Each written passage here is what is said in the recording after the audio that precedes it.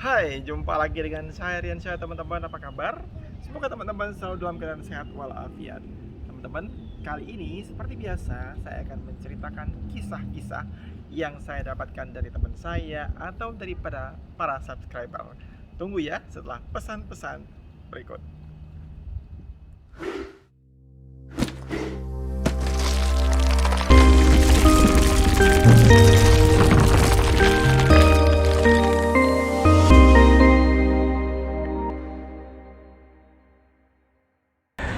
Teman-teman, sebelum saya mulai cerita, seperti biasa, jika ada kesamaan nama, kesamaan tempat, ini hanya kebetulan saja.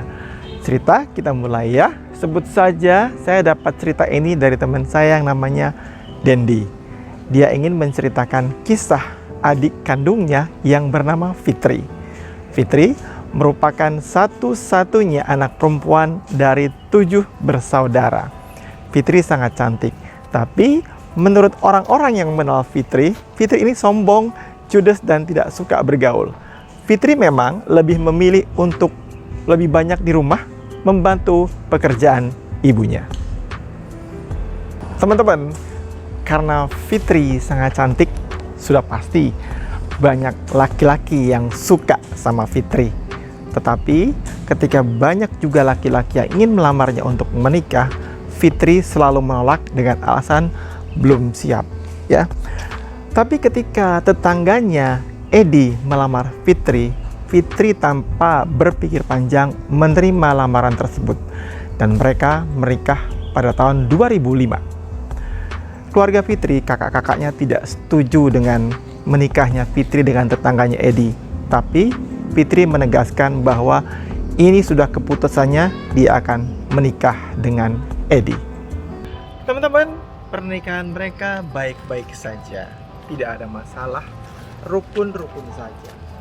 Tapi masalah muncul ketika pernikahan mereka sudah mencapai tahun ke-9, tepatnya di tahun 2014. Saat itu ekonomi Edi sedang di puncak, sedang sangat baik dan bagus-bagusnya.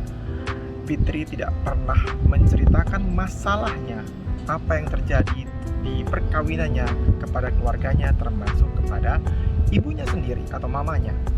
Tapi karena menahan rasa sakit yang sudah sekian lama, akhirnya Fitri menceritakan masalah ini kepada kakak iparnya atau istrinya Dendi.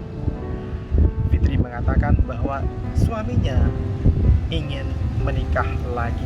Fitri meminta kepada kakak iparnya atau istrinya Dendi untuk tidak menceritakan masalahnya kepada siapapun, termasuk kepada Dendi, abangnya sendiri.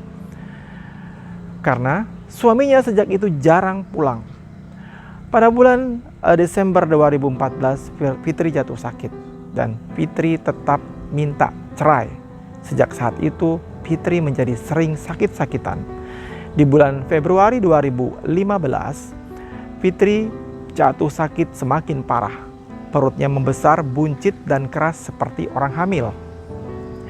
Kemudian keluarganya membawa ke dokter, tetapi semuanya normal. Keluarganya curiga, ada apa sebenarnya dengan Fitri dan suaminya? Karena keluarganya melihat suaminya jarang pulang. Teman-teman, karena kondisi Fitri yang semakin parah, akhirnya kakak iparnya berinisiatif untuk menceritakan kepada keluarganya apa yang dialami Fitri sebenarnya. Keluarganya kaget, termasuk Dendi. Akhirnya mereka berinisiatif untuk mengajak Fitri berbicara apa yang sebenarnya terjadi. Tapi Fitri menolak dan mengatakan ini masalah kecil dan tidak perlu dikhawatirkan. Teman-teman, Fitri dan Dendi ini punya 3 orang anak ya. 3 orang, 2 perempuan, yang nomor 1 dan nomor 2, yang nomor 3 yang paling kecil bungsu. Tapi Fitri ini punya keponakan SMP namanya Elis ya. Fitri sangat sayang dengan Elis ini dan sangat senang sekali dengan Elis ini. Makanya ketika suaminya bekerja, Elis selalu menemani Fitri di rumah. Lama-kelamaan Fitri sakitnya semakin parah ya, perutnya semakin membuncit besar sekali seperti orang hamil, padahal diperiksa dokter dia tidak hamil. Akhirnya Edi membawa 2 orang dari tempat lain di dekat kampung mereka, tempat tinggal mereka, untuk mengobati Fitri. Menurut Edi, itu katanya ustadz. Padahal orang-orang sekitar di dekat rumah Fitri paham sekali bahwa dua orang ini ustadz gadungan alias dukun. Keluarga Fitri menolak untuk Fitri itu diobati oleh dua orang ini, tapi Edi bersikeras untuk tetap mengobati Fitri dengan dukun dua orang ustadz gadungan ini, sampai akhirnya sakitnya semakin parah. Kemudian tanpa sepengetahuan Edi, Fitri dibawa ke rumah sakit. Saat itu kondisinya sudah koma, sudah tidak ingat apa-apa. Akhirnya di tengah perjalanan ke rumah sakit, Fitri meninggal. Elis tidak tahu apa yang terjadi dengan Fitri karena dia sekolah.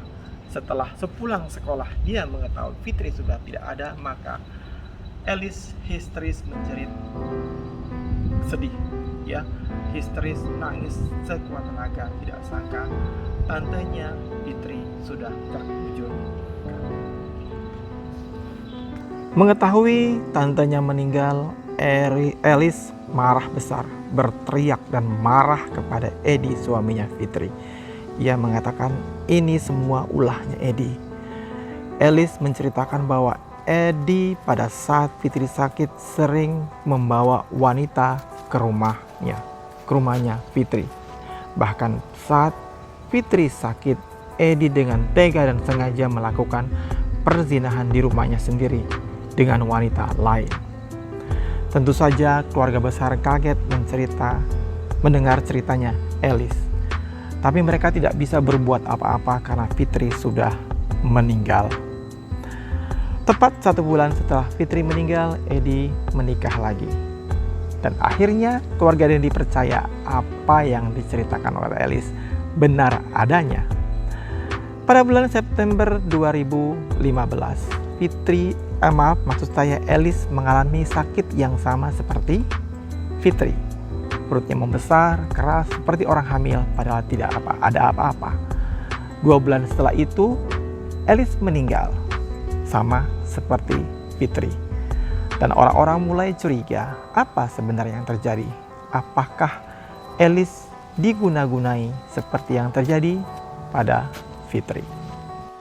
Dengan meninggalnya Elis, keluarga Dendi bertambah sedih.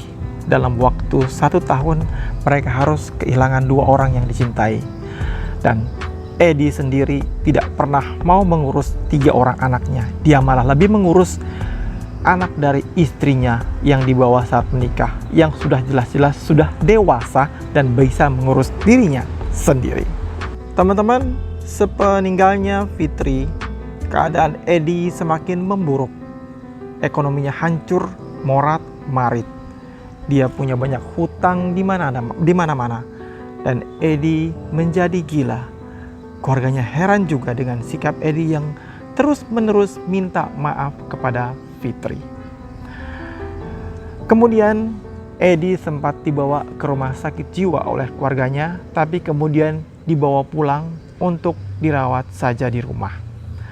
Teman-teman, sampai saat ini keluarganya sendiri masih tidak paham apa yang sebenarnya terjadi dengan Fitri dan Elis dan siapa yang mengguna-gunai mereka.